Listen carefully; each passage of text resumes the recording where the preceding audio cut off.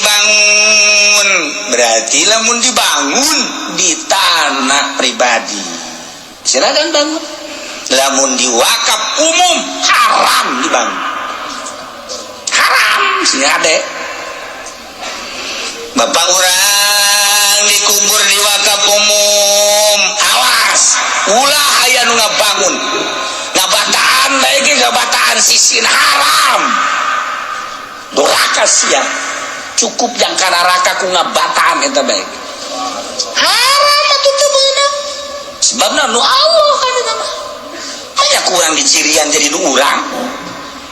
tanah wakaf tu Allah mantak ayat aja jelema nu sok hayang ngabata segala di tanah sorangan lamun deuk eta mah tanah umum teu beunang teh mah wakaf umum teu meunang dibangun di cirian ge teu meunang mun endek cirina awi bae teh ketika orang ziarah aya ciria misal awi kayak rusak gitu deh ke kebal-kebal banyaknya kayak embung ziarah geus mah dah ya teh emang resep sejarah mah kan anu nyambung rohna resep sejarah teh nyambung rohna jeung itibar ziarah teh anu nyambung rohna ka akhirat sambungkeun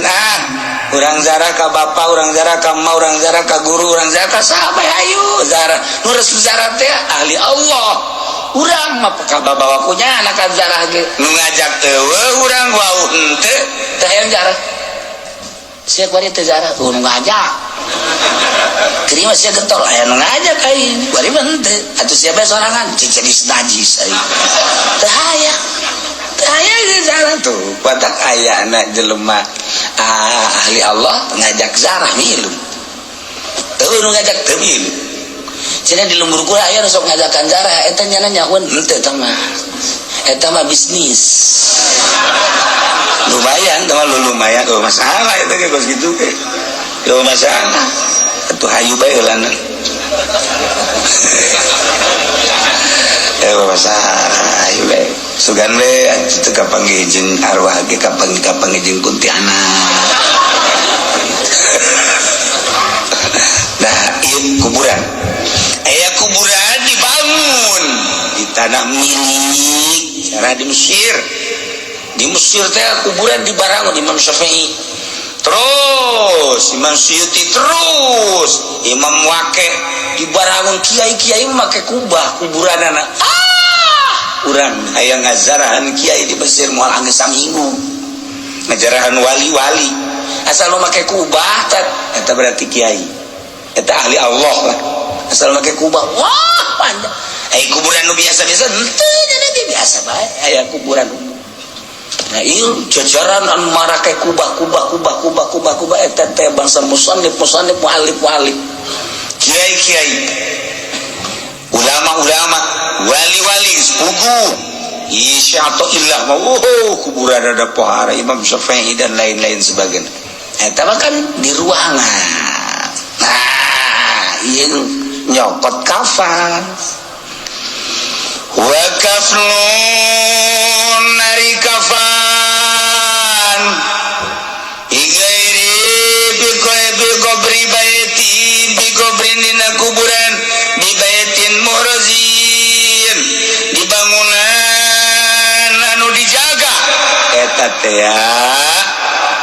nu dijaga teh nu diraksa muhrazu geus lamun maling kafan di kuburan nu kuburanana di satu ruangan atawa di pager kemudian di tanah milik berarti dicokot kafanna eta teh berarti nyokot pihir zimisli mun kapanggihan potong leungeun wa kadza bi maqbaratin bi tarafil imamah lalaso itu kene boe nu aya di pakuburan aya tungtung paramean sami bae kudu dipotong keneh bae moho eta ge potong leungeunna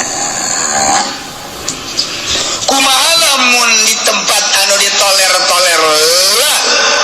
kaf nun dikobrin bimab madyati teh kudu dipotong leungeun jelema nu maling kafan nu aya di kuburna aya di tempat anu sia-sia. Kuburan umum masa jelema teu parugo ieu kuburanna jelema teu parugo ini eta mah pokona kuburan umum anu geus teu dijaga asal bae kajang eta teh lamun maling eta geus lain termasuk madyati lain termasuk hihir si misli berarti madya eta teh kudu dipotong paling kudu ngembalikeun deui beda. Alam dunia geus paciweung bencana datang ngeureyeung nu maksiat beuki maceuh nu ibadah beuki eueuh alam dunia beuki keung loba jalma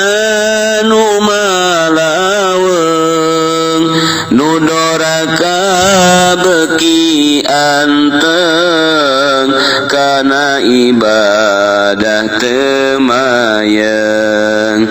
alam dunia beuki ruksak nu doraka pabalatak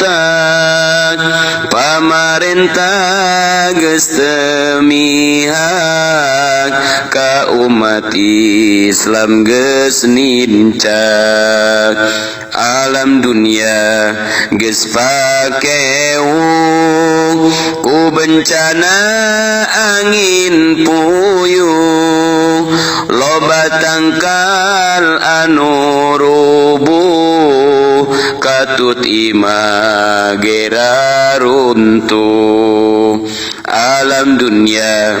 beuki ancur jalma-jalma geus lalacur silih hewaan jeung dulur poho kana alam kubur alam dunia beuki poek geus loba jalma nu pasek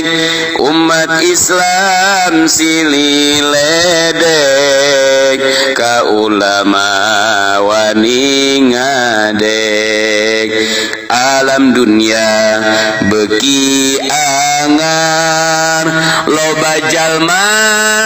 anu sasar kana takdir geus teu sadar maksiat dianggap wajar alam dunia geus teu caang loba beja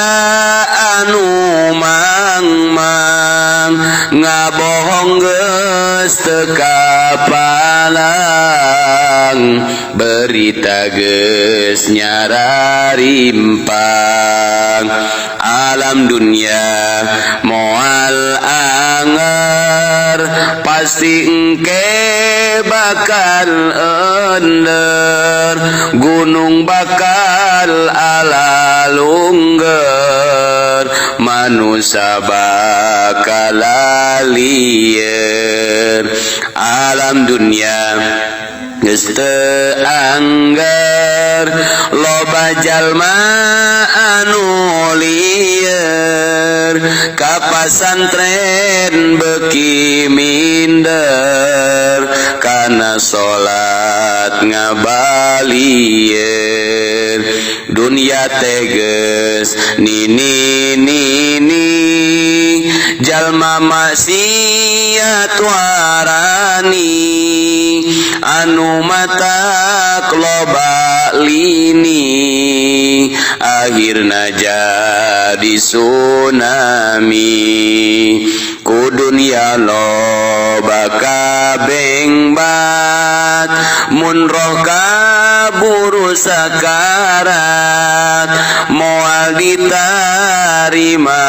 tobat cilaka dunia akhirat masjid mah ngajar rapat jamaahna ukur karpet ngisi otak amal ngisi kotak amal koret akhirna hirup samporet dunia geus tere kiamat awewe ngaku musliman tapi tara nutup orak kade kaburu sakarat dunia geus tere kiamat